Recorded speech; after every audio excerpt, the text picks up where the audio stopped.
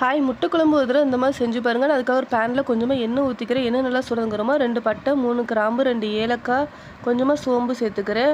ஒரு 10லேருந்து 15 சின்ன வெங்காயம் சேர்த்துக்கோங்க. வெங்காயம் கொஞ்சம் வதங்கினதுக்கப்புறமா ஒரு 1/4 கப் அளவு தேங்காய் சேர்த்து தேங்காய் நல்லா வதக்கி விட்டுக்கோங்க. ஒரு 1½ ஸ்பூன் அளவு மல்லித்தூள், ஒரு 1½ ஸ்பூன் அளவு சில்லி பவுடர் சேர்த்துக்கோங்க. நல்லா வதக்கி விட்டுக்கோங்க.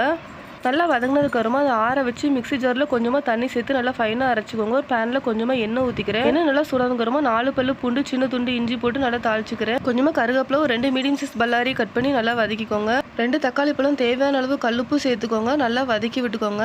வெங்காயம் தக்காளி நல்லா வதங்கினதுக்கப்புறமா நம்ம அரைச்சி வச்சிருக்க வெங்காயம் தேங்காய் பேஸ்ட்டையும் சேர்த்து நல்லா இந்த மாதிரி மிக்ஸ் பண்ணி விட்டுக்கோங்க. உங்களுக்கு எத்தனை முட்டை தேவையோ அத்தனை முட்டையும் நல்லா அவிச்சு வச்சுக்கோங்க.